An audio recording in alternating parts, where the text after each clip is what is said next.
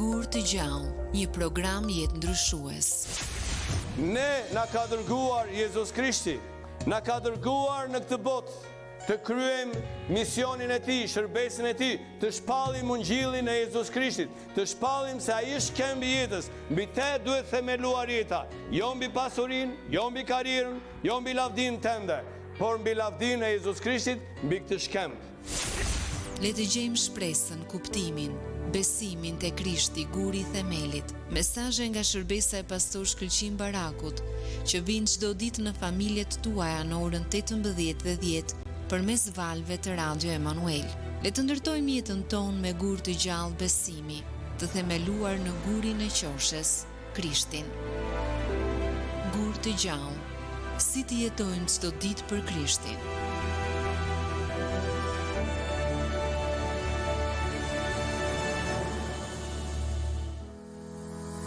Rikthehemi sërish në studio, miq, vazhdojmë të jemi së bashku drejt për së drejti në valët e Radio Emanuel në programin Muzik Plus, dhe unë kam prezantuar sot në këtë moment në studio na është bashkuar Kristiana Sturli, e cila her pas here është pjesë e programit Muzik Plus e Radio Emanuel, dhe Kristiana, të falenderoj që me gjithë angazhimet që ke, gjetë kohën për të qenë pjesë e programit në ditën e sotme, një ditë shumë e rëndësishme për të përcjellë mbi të gjitha më shumë informacion, më shumë ndërgjegjësim.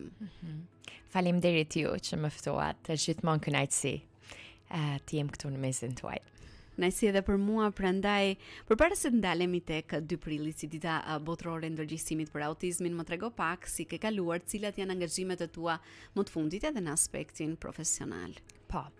Kam qenë e zen, por jo shumë e zen. Përpiqem që ta balansoj jetën, sepse është e rëndësishme të qenit mama, familja vjen e para për mua, dhe prindërimi vjen i pari, por për sa i përket angazhimeve, unë shikoj rreth 5-6 klient, pacient në javë, që për mua është mjaftueshëm për të më mbajtur të angazhuar, por gjithashtu dhe për të më lënë pak kohë për të qenë me fëmijët. Kam qenë e zen, por puna që bëj më jep një kënaqësi të madhe, është shumë shpërblyese. Edhe sidomos kur fshe progres dhe rezultate pozitive. Shumë shpërblyese. Ka vështirësitë e saj, patjetër, shumica e personave me të cilët punoj kanë kaluar ishemi, stroke, goditje në tru, sido që të quhet nga ju, dhe vështirësit janë të mëdha, por kur shikoj qoftë edhe pak progres, për mua mjafton ajo që java të ndjetë si një javë plot shpërblim emocionalisht. Dhe po, kjo më ndihmon. Ti ishe dhe rezultatet e punës tënde dhe mënyrën se si pacientët bashkëveprojnë edhe duan patjetër edhe familjarët e tyre më të mirën për secilin prej tyre, dhe është e kuptueshme kjo. Duke qenë se në video të ndryshme që ne kemi realizuar së bashku, ti je ndalur edhe tek autizmi, ka qenë një informacion gjithmonë edhe më tepër i kërkuar nga prindrit në ditët e sotme, jo vetëm më i dëgjuar dhe më i klikuar, por besoj që sa më shumë ne të flasim, sa më shumë të japim informacion, jo vetëm në ditë të tilla të caktuara, aq më shumë ndërgjegjësim do të ketë nga prindrit e rinj, por jo vetëm në ditët e sotme. Prandaj në kuadër të ditës botërore të ndërgjegjësimit të autizmit, së pari më lejo të pyes çfarë është autizmi dhe cilat janë shenjat e para që prindrit mund të vënë re tek fëmijët e tyre. Po, së pari më pëlqen aq shumë që emri i ditës nuk është dita botërore e autizmit, por e ndërgjegjësimit ndaj autizmit. Ndoshta nëpërmjet gabimeve të përditshme mund ta përmendim ashtu, por aq shumë kjo fjalë ndërgjegjësim. E vërtetë. Autizmi është një spektër, një gamë e madhe që përfshin një çrregullim neurologjik dhe zhvillimor. Dhe ky çrregullim neurologjik dhe zhvillimor më pas ndikon në mënyrën se si ne komunikojmë, se si ne mësojmë, se si ne perceptojmë botën, dhe njëkohësisht se si ne ndërveprojmë me njëri tjetrin.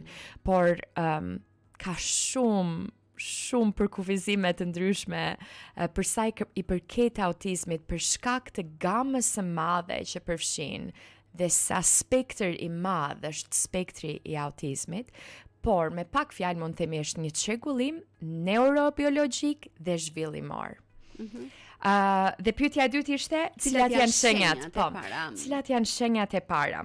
Këtë e them sidomos për ata që janë prindër të rinj, që her pas here janë dhe konfuzë dhe nga informacionet e gabuara që mund të dëgjojnë edhe lexojnë.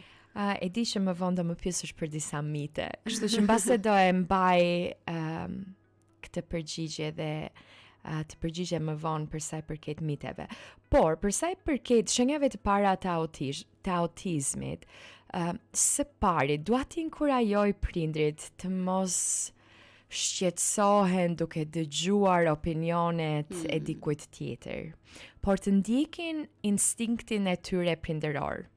Nuk e them këtë gjë thjesht unë si logopede, e thonë shumë profesionistë të tjerë, që shpesh herë instinkti prindëror është ai që na shpije në diagnozën e saktë dhe në terapinë e duhur për fëmijën. Jo vetëm për autizmin, no? Jo vetëm për autizmin, për vonesa gjuhësore që shohim më shpesh, dhe për probleme të tjera neurobiologjike që fëmia mund të ketë dhe mund të shfaq. Kur unë përmend këto shenja, unë i përmend duke mos dashur që t'i friksoj prindrit. Dhe së pari dua të them, gjatë kohës që dëgjoni këto shenja, duhet të dini që autizmi është një ndërveprim i simptomave të ndryshme, nuk është vetëm diçka e caktuar që ne shohim tek një fëmijë. Dhe këtë do ta përmend, qëndroni me ne, sepse këtë do ta përmend më vonë për sa i përket miteve më të mëdha që dëgjojmë mbi autizmin. Deri në moshën 12 muaj, nëse shihni që fëmia juaj nuk po belbezon, nuk po flet me atë gjuhën e bebeve, që të gjithë fëmijët neurotipik e shfaqin, belbezojnë, më pas përdorin disa bashkëtingëllore për të komunikuar. Nëse shihni që fëmia nuk po i përgjigjet komunikimit jo verbal, që do të thotë nëse ju e shikoni fëmijën dhe i qeshni dhe fëmia nuk është shumë i angazhuar për sa i përket komunikimit jo verbal, nëse shikoni më vonë në moshën 2 vjet e sipër që fëmia ka interesa të caktuara në mënyrën se si luan dhe nuk luan njësoj si fëmijët neurotipik që kemi parë rreth e rrotull, por ndërvepron me lodrat, qoftë makinat ose kukullat, çfarëdo që të jetë, në një mënyrë ndryshe nga fëmijët e tjerë. Nëse fëmia shfaq disa lëvizje duarsh përsëritse, disa lëvizje përsëritse fizike në përgjithësi, për shembull një rrotullim ose lëvizja e duarve për ata që po na shohin, mund t'i shohin këto lëvizje. Nëse fëmia, kjo është shumë e rëndësishme që dëgjuesit ta dëgjojnë me vëmendje. Nëse fëmia filloi që të flas dhe krejt papritur ndalon së foluri, këto janë disa nga shenjat e autizmit, që më vonë janë lidhur me mitet të tjera që i bëjnë prindrit të ndihen keq mbase për mënyrën e të ushqyerit. Kjo është një çështje kaq sensitive, por mënyrën e vaksinimit dhe me radhë duhet ta dim, të paktën në kuadrin shkencor, jo timin, por të profesionistëve që merren me çrregullimet e autizmit, shpesh herë një prej shenjave të autizmit është që fëmia fillon të flas dhe mbase tek mosha 2 vjet pushon së foluri. Por çrregullimi neurobiologjik dhe zhvillimor ka qenë atje që në fillim. Thjesht tani është koha që çrregullimi po shfaqet. Këto janë disa shenja. Por shenjat duhet t'i shohim teksa ndërveprojnë me njëra tjetrën, okay? Jo si diçka më vete, sepse patjetër do të kemi një fëmijë që luan me lodra ndryshe nga fëmijët e tjerë. Kjo nuk do të thotë që fëmia ka autizëm, kështu që të jemi të kujdesshëm për këtë. Duhet t'i shohim të gjitha shenjat së bashku, po. Dhe jo vetëm të fokusohemi tek 2, 3, 4 nga ato që përmenda së bashku, teksa ndërveprojnë me njëra tjetrën. Kristiana, nuk e di, duke qenë se ti je gjithmonë edhe më tepër në kontakt edhe me prindër të cilët përballen me këtë lloj sfide edhe me këtë problem, nëse mund ta quajmë kështu, me fëmijët e tyre, sepse e di sa e vështirë është për prindrit të cilët kanë për të rritur një fëmijë me spektrin e autizmit, sfidat, vështirësitë dhe gjithçka që ndodh. Sa të hapur janë prindrit në ditët e sotme për të pranuar që herët që fëmia i tyre mund të ketë probleme të spektrit autizmit në mënyrë që të japë ndihmën sa më parë të jetë e mundur. Edhe sa e rëndësishme është që diagnoza të identifikohet sa më herët. Shumë. Ti ju përgjigje vetë. Ju përgjigje vetë pyetjes time. Është aq e rëndësishme. Nuk dua asnjëherë që prindrit të ndihen keq në faktin që është shumë e vështirë të pranosh që fëmia juaj nuk është neurotipik. Kjo është fjala që ne përmendim, nuk është si fëmijët e tjerë. Është ndryshe, ka një tjetër lloj diversiteti në mënyrën si është rritur. Është shumë e rëndësishme që terapia të filloj sa më shpejt të jetë e mundur, sepse është nuk mund ta mohojmë dot faktin që ajo që ne quajmë plasticiteti i trurit, aftësia që fëmia të mësoj, është shumë herë më e lartë kur fëmijët janë të vegjël dhe sa më shumë vite presim që fëmijët tanë të shkojnë në terapi, aq më e vështirë është për terapistin, për fëmijën dhe gjithashtu për prindin. Është i rëndësishëm që autizmi të diagnostikohet që herët dhe kjo diagnozë shpesh ndodh kur prindi ka një instinkt prindëror që thot diçka është ndryshe në fëmia im. Dhe atëherë shkojmë tek, kjo është shumë e rëndësishme që dëgjuesit ta dëgjojmë, jo tek logopedët. Shkojmë tek një neuropediatër. Neuropediatri më vonë mund të bëj ose një diagnozë vetëm ai ose ajo, ose në bashkëpunim me një kuadër të madh profesionistësh. Neuropediatri, logopedi, psikologu, pediatri, i lagjes, i përgjithshëm, dhe kështu me radhë, bashkëpunojnë së bashku, duke ndjekur gjithashtu edhe disa metoda diagnostikimi standarde për t'i dhënë prindit këtë diagnozë. Më vjen aq keq që shpesh herë, sidomos në Shqipëri, kemi diagnoza të gabuara ose shpesh diagnozat vijnë nga profesionisti i gabuar për shkak të keq informimit. E vërtet. Edhe dua të pyes, duke qenë se ti ushtron dhe profesionin e logopedes me të cilat ke përfunduar dhe studimet e tua, sa e rëndësishme është logopedia në zhvillimin e aftësive komunikuese për sa i përket fëmijëve me spektrin e autizmit dhe cilat mund të jenë disa nga teknikat që ju përdorni? Për sa i përket spektrit, është aq i gjerë sa shpesh herë gjasa ka aq ju njihni një person me autizëm, por nuk e dini ose personi ka shkuar i pa diagnostikuar gjatë gjithë jetës së tij ose të saj. Kështu që për sa i përket ndihmës që ofron një logoped në gamën e autizmit, kjo është ndryshe nëse një person është erët në spektër dhe komunikon mirë, flet, por për shembull ka një mungesë të aftësisë për të kuptuar emocionet ose ndërveprimin mes një personi tjetër, dhe është ndryshe kur kemi një fëmijë me autizëm që është komplet jo verbal dhe nuk flet.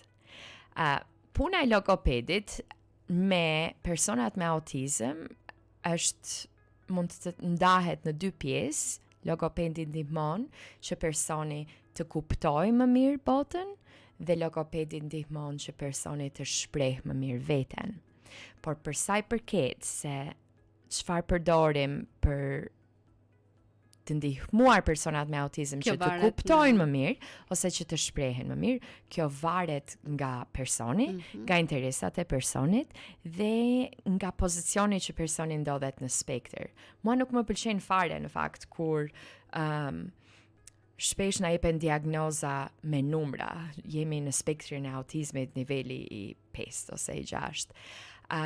Disa profesionistë e përdorin këtë metodë, por Studimet që kanë mbaruar në Amerikë na inkurajojnë që ta shohim personin në një mënyrë shumë, fjala është holistike, nuk e di si është në shqip, të përgjithshme, po.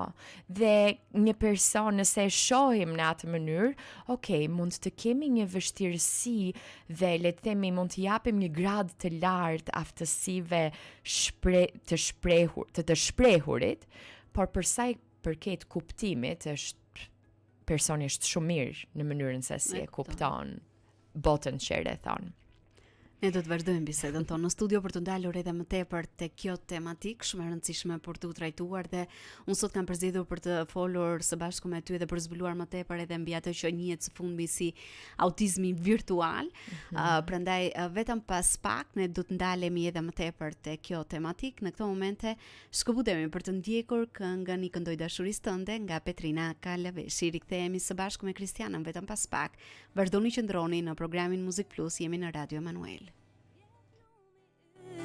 Dashuri dhe zemrën time do t'i hap të më të shliroj shëruesi për të vërtetën unë gëzoj dhe duar t'unë shdo ditë ngre se unë për herë këndoj për dashurin që zbriti I këndoj dashuri së tënde I këndoj dashuri së tënde I këndoj dashuri së tënde I këndoj dashuri së tënde Lartë për mbi male dhe mbi det rrjedh lumi yt plot dashuri dhe zemrën time do t'i hap të më të shliroj shëruesi për të vërtetën unë gëzoj dhe duar t'unë shdo ditë ngre se unë për herë këndoj për dashurin që zbriti I këndoj dashuri së tënde I këndoj dashuri së tënde I këndoj dashuri së tënde I këndoj dashuri së tënde Dua të hedh valle është marrëzi e di Kur bota tridën të ketë parë do të kërcej me gzim si të shkërcejnë tani I këndoj dashuri së tënde I këndoj dashuri së tënde I këndoj dashuri së tënde I këndoj dashuri së tënde I këndoj dashuri së tënde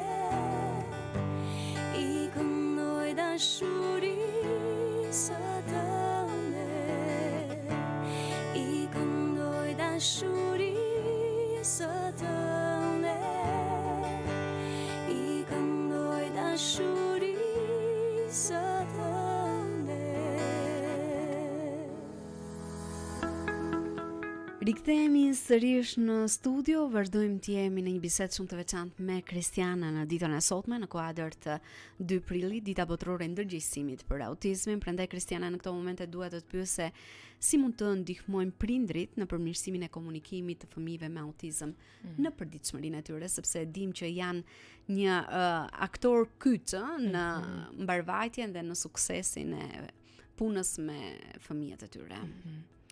Së pari, inkurajoj prindrit që të informohen, të edukohen më tepër për sa i përket spektrit, sa më tepër prindit jetë i edukuar vetë, është i pajisur më vonë me gjithë shka që i duhet për të rritur dhe për të pasur sukses në rritjen e një fëmije me autizëm.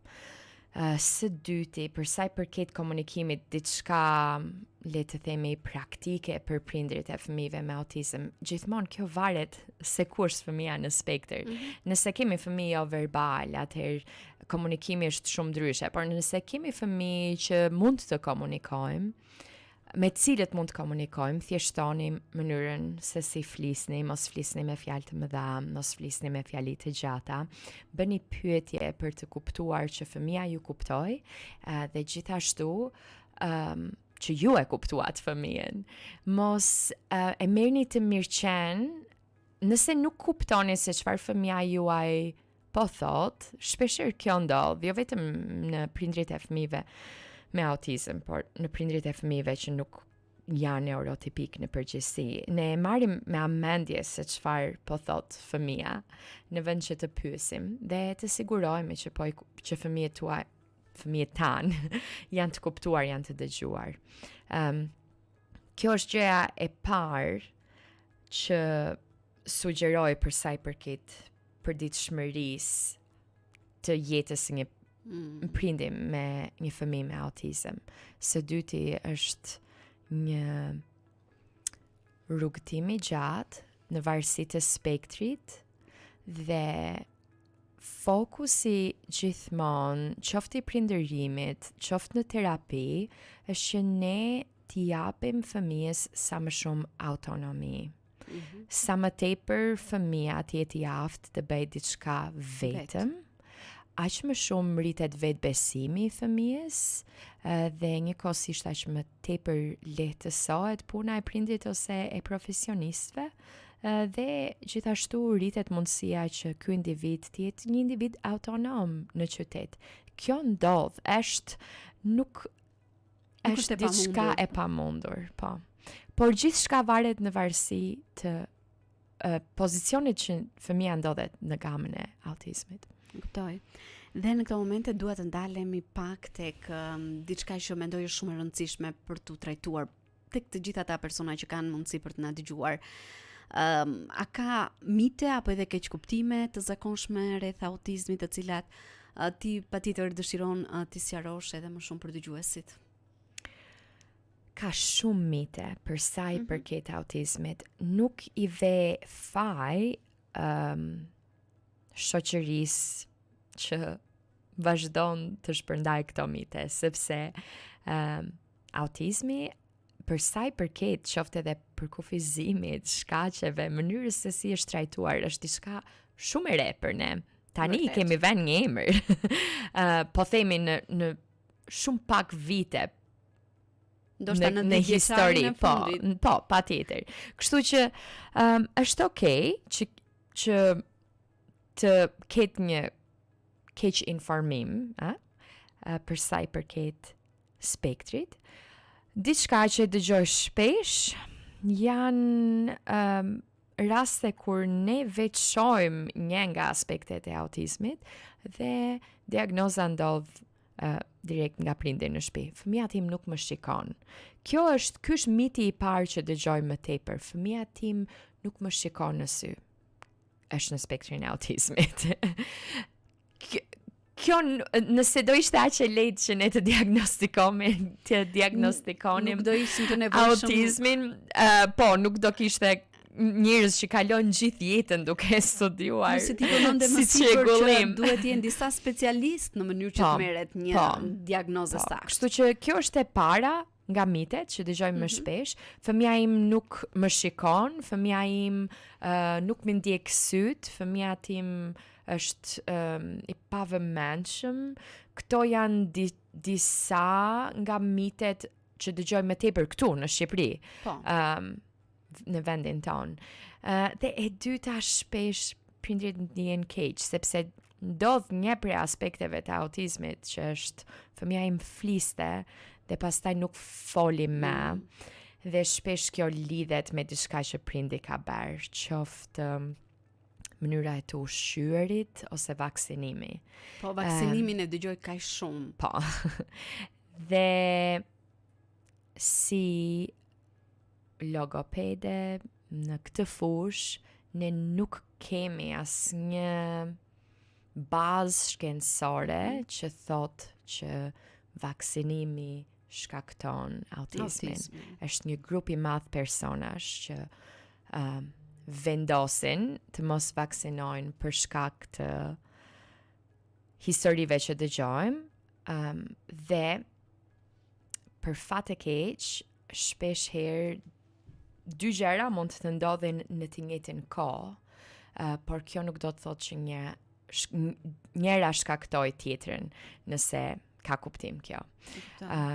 Për shembull, shpesh herë shohim disa simptoma epileptike tek fëmijët me autizëm, dhe ndodh rasti që fëmija vaksinua dhe më pas filluan këto simptoma, por nuk do të thotë që vaksinimi është ajo që solli simptomat. Dhe gjithashtu kemi mjaftueshëm raste të fëmijëve të pa vaksinuar që kanë autizëm, kemi mjaftueshëm raste të fëmijëve të pa vaksinuar, komplet të pa vaksinuar, që shfaqin probleme epileptike. E kjo është një temë tjetër në fakt. Po, dhe nuk dua të hy në këtë temë, nuk dua të hy në këtë temë, por më tepër dua të lehtësoj prindit që kanë fëmijë me autizëm dhe autizmi u shfaq pak më vonë, ose më mirë të themi simptomat e autizmit, sepse çrregullimi neurobiologjik gjasa ka qenë atje që në fillim. Ne nuk i dim arsyet akoma. Në shkencë nuk e dim se çfarë po shkakton autizmin. Kristiana, një pyetje që vjen dhe nga dëgjuesit, ti e përmende në fakt edhe pak më herët, por ndoshta për gjithë ata që janë duke na ndikur momentalisht. Kush duhet të trajtoj një fëmijë me autizëm? Cili specialist? Një lokoped, një psikolog? Një bashkësi specialistësh. Së pari një neuropediatër, që merret me çrregullimet neurobiologjike dhe me fëmijët, nëse flasim për fëmijët, ose një neurolog, nëse flasim për të rriturit, sepse ata janë specialistët e çrregullimit neurobiologjik.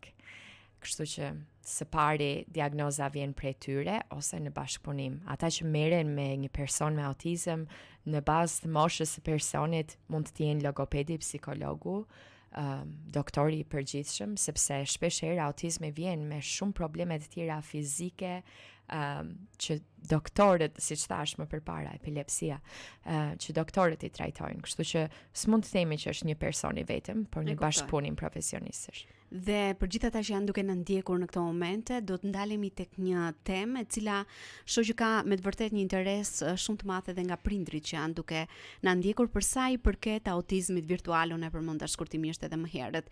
Çfarë është autizmi virtual? Dhe një prind i cili është duke na ndjekur në këto momente na shkruan dhe më kërkon të pyes, a ka shërim fëmia me autizëm virtual, çfarë ata duhet të bëjnë, ku duhet të drejtohen, tek psikologu, tek logopedi, apo mund të tregosh më tepër edhe të japësh më shumë informacion për gjithë dëgjuesit.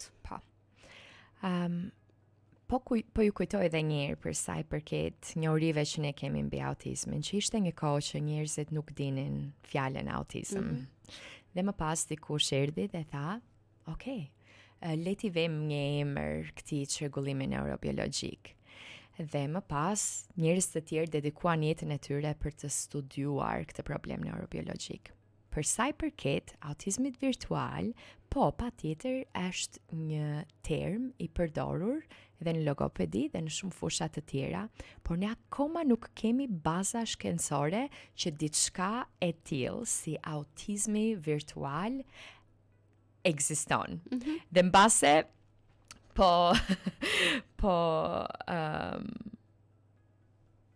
dëgjuesit nuk janë dakord me këtë që do të them më pas, por është si ajo puna e vezës dhe pulës kush erdhi e para. Shpesh herë marrim diagnoza të gabuara për sa i përket autizmit virtual. Po them së pari çfarë mendohet që autizmi virtual është. Autizmi virtual mendohet që është një pjesë e spektrit të autizmit që shfaqet tek fëmijët që janë ekspozuar në një moshë shumë të erët, po themi nga mosha 0 deri në 3 vjet, drejt teknologjisë, qoftë kjo lojrat nëpër telefona, filmat, Gjithçka, vizatimor, qoftë. gjithçka, video games dhe kështu me radhë. Ka persona në fushën e autizmit që shpeshherë japen një diagnozë të tillë, por problemi me autizmin virtual është që ne nuk e dim nëse fëmia vërtet ka ose personi, ka vërtet një çrregullim neurobiologjik që më pas, le të themi, shpërthen për shkak të ekspozimit të teknologjisë, apo fëmia shfaq të gjitha aspektet e autizmit, si për shembull një mungesë të ndërveprimit social, një ngadalësim në komunikim dhe në shprehi, e kështu me radhë, por kjo vjen për shkak të përdorimit të teknologjisë. A ka kuptim kjo? Pra, ose fëmia ka autizëm, është në spektrin e autizmit dhe në spektrin e autizmit fëmia ka një shpërthim të gjitha simptomave për shkak të ekspozimit të teknologjisë, edhe themi është autizëm virtual. Ose fëmia është shumë i ekspozuar ndaj teknologjisë dhe po shfaq simptoma të autizmit, por fëmia nuk ka autizëm, fëmia ka një varësi ndaj teknologjisë. Edhe ndaj thash, kush erdhi e para, pula apo veza, është si ajo shprehja. Deri tani, me të gjitha leximet që kam bërë kohët e fundit, shumë profesionistë nuk e japin diagnozën e autizmit virtual. Po them në botën perëndimore, nuk e di se si është kjo në Shqipëri. Për shkak se nuk jemi të sigurt nëse është vërtet autizëm, apo është një mungesë nga varësia. Kështu që nëse themi fëmia ka autizëm virtual, mund të vi kjo si një diagnozë e gabuar, në vend që themi, fëmia juaj ka një varësi dhe teknologjisë dhe tashmë e dim shumë mirë për shkak të studimeve që teknologjia, lojrat online, lojrat në telefon, qëndrimi i gjatë në rrjetet sociale, bëjnë që njerëzit që nga fëmiria deri në mosha të mëdha të kenë probleme në mënyrën se si ndërveprojnë me botën. Edhe shkurtimisht dua të pyes në kuadër të kësaj që ti sapo prezantove, për gjithë prindrit që ndoshta edhe mund ta kenë marrë këtë lloj diagnoze nga specialistë të fushës, të paktën në vendin ton, si duhet veprojnë? Ku duhet drejtohen për të marrë këshillat e duhura? Po. Mund të shkoni tek një psikolog, mund të shkoni tek një neuropediatër, mund të shkoni tek një logoped. Kur prindër të tillë vinë dhe unë shoh prindër të tillë shumë shpesh, është paka shumë janë rastet më të shpeshta që shoh në përditshmëri në javën time. Është një prind që vjen, thot fëmia im nuk komunikon, nuk flet me asnjë në kopësh, nuk flet me asnjë në shtëpi, dhe më pas bëj pyetjen sa kohë qëndron përpara ekranit dhe përpara telefonit dhe përgjigjja është 6+ orë. Wow. Është shumë normale. Ja, është shumë normale. Kjo është dhe kjo vjen nga prindër që janë shumë të sinqertë sepse kërkojnë ndihmë nga kjo duhet jetë sinqert sepse ndryshe nuk mund ta ndihmosh fëmijën. Po, sepse kërkojnë ndihmë nga profesionisti. Ndodh shpesh ajo që ju them prindërve është kjo. Unë qëndroj në komunikim me prindrit për një kohë 2 javore.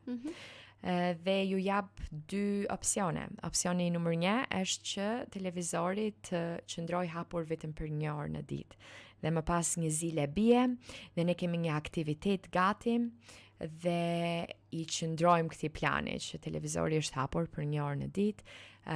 Jam tek anjoze për sa i përket çfarë fëmijët me autizëm në përgjithësi, por çfarë fëmijët në përgjithësi shikojnë në televizor. Kështu që ju jap disa opsione prindërve dhe ju them, mund të zgjidhni opsionin numër 1, që është ky. Dhe të qëndroni në komunikim me mua sepse do hasni një rivalitet mes jush dhe fëmijës. Fëmia do t'rregoj shumë rezistencë. Opsioni i dytë është kështu, menjëherë ne heqim komplet teknologjinë për një periudhë 2 javore. Ne qëndrojmë në komunikim me prindin. Kjo, opsioni i dytë gjithmonë shfaqet me një rezistencë shumë herë më të madhe tek fëmia.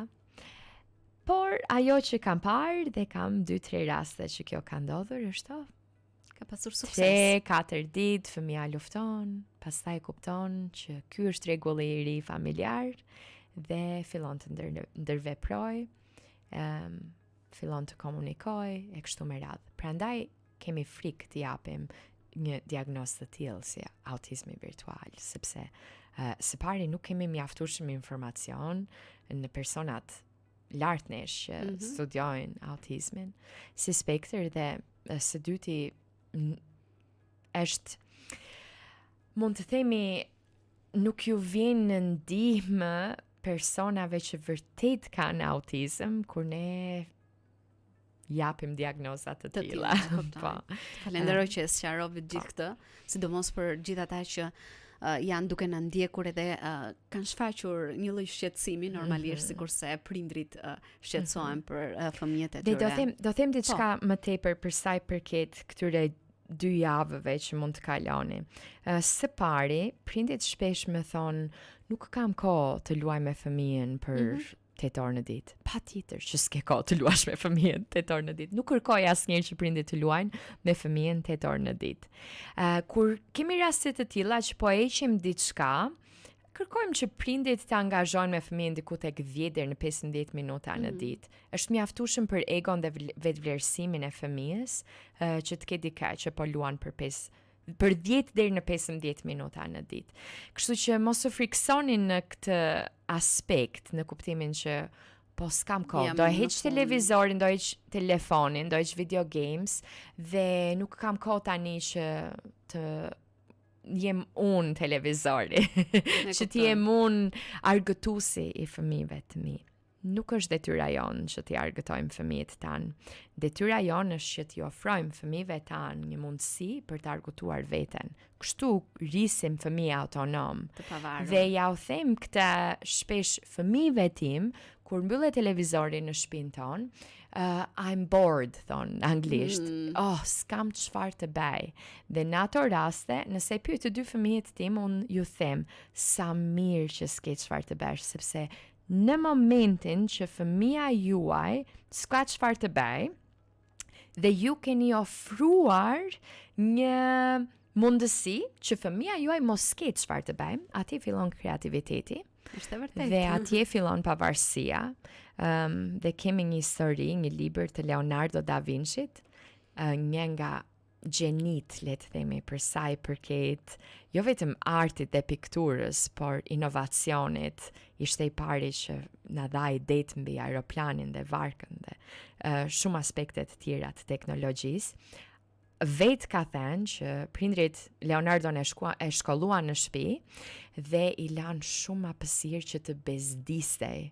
Dhe ai u shpreh duke thënë, fakti që kam qenë aq i bezdisur se s'kisha çfarë të bëja, bëri që të krijoja.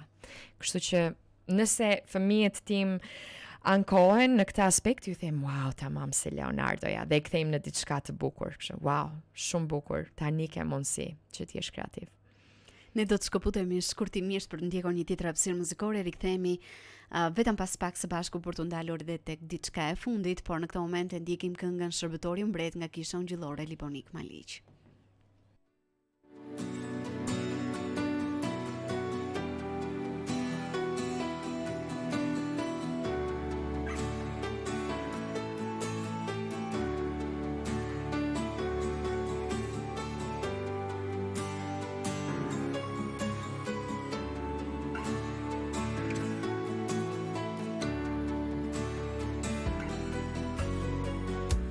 Gjellit dhe si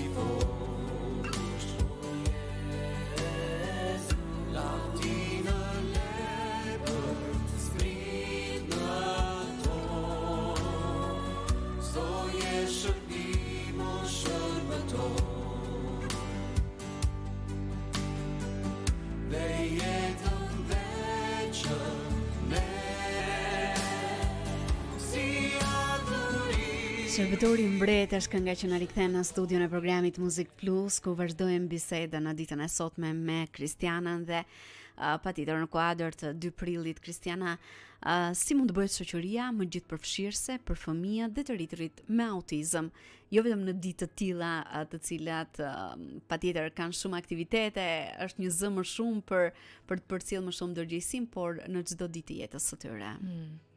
Përgjigjja më e shkurtër që mund të jap është edukoni veten dhe edukoni fëmijët, sepse gjasa ka që fëmijët tuaj një ditë do të hasen një person me autizëm. Moshatar mbase, do ta kenë në shkollë, do ta kenë në klasë, do ta kenë në një kurs e kështu me radhë, do ta shohin në park.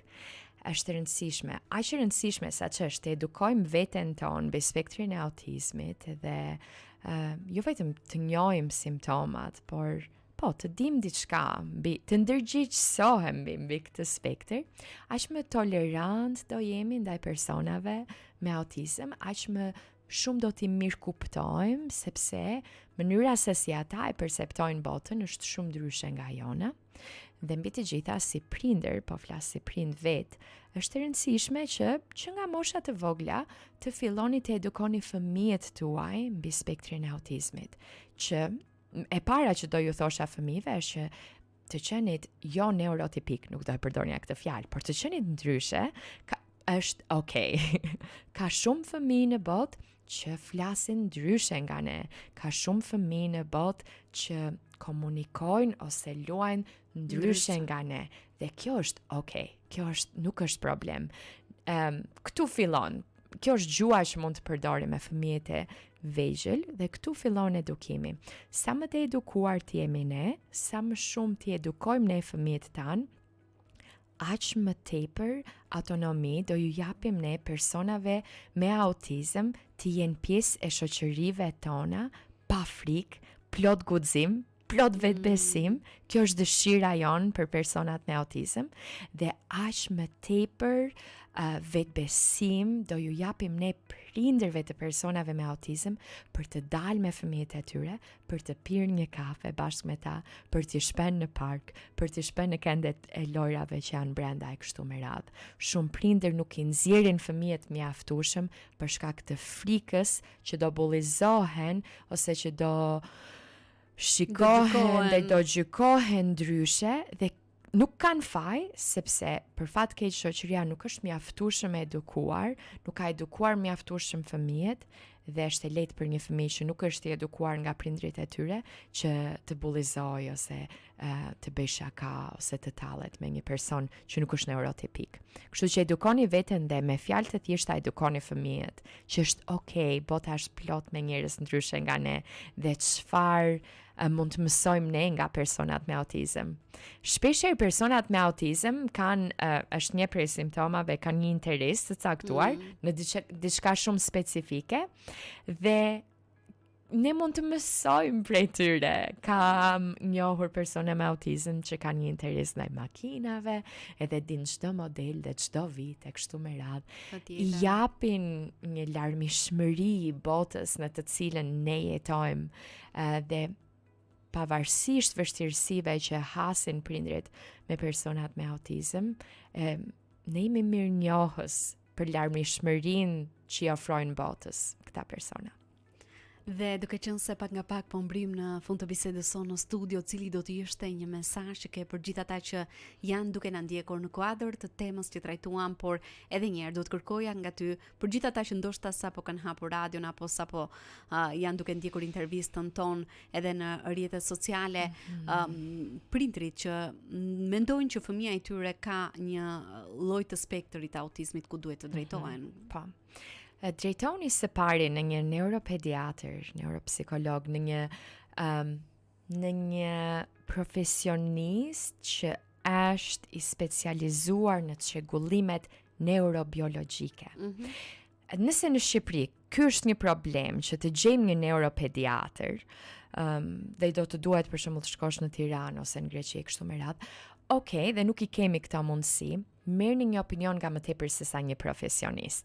Nëse jeni në këtë fazë që Të vetmat persona që mund të japin një diagnozë janë njerëz që mbase nuk janë 100% të kualifikuar. Për mua si kristiana dhe vendi ku kam studiuar, neuropediatri është personi i parë në të cilin ne referohemi, por së dyti thash është nëse kjo nuk është e mundur, atëherë ne bashkëpunojmë, një logoped, një psikolog, një neuropediatër, një pediatër, mblidhen së bashku me prindin për të dhënë një diagnozë më të saktë, le të themi. Kështu që kjo është e para, mos shkoni pas fjalëve të botës. Shkoni pas instinktit tuaj prindëror, që të mos merrni një diagnozë të gabuar. Dhe shkoni në më tepër se një profesionist nëse ndjeni që nuk jam e sigurt që fëmia im ka autizëm. Unë njoh një inxhinier që ka autizëm, kështu që gama është e madhe. Dhe për këtë arsye kërkojmë që të shkojmë në më tepër se sa një profesionist për të marrë një diagnozë. Për sa i përket mesazhet që kam për dëgjuesit, rruga e prindërimit të një fëmije me autizëm ose rruga e të jetuarit me këtë çrregullim neurobiologjik është e gjatë, është e vështirë, ka shumë peripeci, rrethojeni veten me njerëz që ju kuptojnë, me njerëz që nuk duan së pari të rregullojnë problemet tuaja, por së pari t'ju dëgjojnë dhe t'jenë atje prezent për ju. Ja u them këtë shpesh prindërve të personave me autizëm, që për fat të keq rrethohen çdo ditë me njerëz që ju japin në anglisht është quick fix, një lehtësim të shpejtë. Për mua ajo është si ajo fashoja si një leukoplast, nuk po rregullon asgjë, thjesht po irriton prindin. Kështu që rrethojeni veten me një grup qoftë profesionistësh, familjarësh, që ju mbështesin në këtë rrugëtim, që dhe ju më vonë të jeni mbështetës dhe le të themi fjala që përdor unë është avokat i fëmijës tuaj, të ndihmoni fëmijën tuaj të fitoj autonomi. Rrethojeni veten me sa më tepër njerëz që janë të edukuar në këtë fushë, që ju inkurajojnë, ju rrisin vetbesimin, që ju të jeni mbështetësit më të mirë për fëmijët tuaj. Dhe nëse jeni një person me autizëm, ju inkurajoj të shkoni, nëse jeni një njeri në mbi 18 vjetë që ka autizëm, ju inkurajoj që të flisni me një profesionist, me një psikolog, që është i specializuar në këtë fushë, sepse gjithmonë, gjatë gjithë jetës do keni mundësi që të përmirësoni mënyrën se si perceptoni botën dhe se si komunikoni. Dhe sa më shumë ta njihni veten tuaj, dhe sa më shumë të njihni ato, nuk dua t'ju them dobësi, po vështirësi që hasni në komunikim, aq më shumë jepni vetes mundësi për të punuar në këto fusha, po. Kristiana, është gjithmonë kënaqësi të jemi së bashku në studio për gjithçka që t'i ndam për dëgjuesit dhe të falenderoj vërtet shumë për ditën e sotme, për mesazhet, për informacionet që përcolle për gjithë ata që janë duke na ndjekur. Faleminderit ju që më ftuat. Kënaqësi të jemi së bashku gjithmonë duke trajtuar tema të tilla shumë të rëndësishme, sidomos për dëgjuesit tanë të cilët ndoshta në mungesë të informacionit mund të kenë edhe keq kuptime, por edhe nuk gjejnë edhe profesionistin e dur me cilin ata duhet komunikojnë dhe më pas duhet marrin edhe një lloj shërbimi dhe këshillimi për fëmijët e tyre, por edhe për persona të cilët janë të rritur edhe janë pjesë e spektrit të autizmit. Falenderoj edhe një herë dhe bashkë këtu mbyllim programin për ditën e sotme. miq, kemi mbritur në minutat e fundit. Ju falenderoj gjithë ju që na keni ndjekur. Ky është programi Music Plus, i cili vjen nga hëna në të premte në orën 11 dhe mos harroni na ndiqni në orarin ton të ritransmetimit në orën 16. Na dëgjoni online në faqen e internetit emanuelradio.net, por edhe nëpërmjet frekuencave tona. Bashkë do të ridëgjohemi sërish nesër në një tjetër puntat të programit Music Plus. Unë në këtë moment ju përshëndes me propozimin e fundit muzikor për sot. Ju ftoj të ndiqni Gloria Nure me këngën Unë dorëzohem. Kalofshi një ditë sa më të bukur në vazhdim.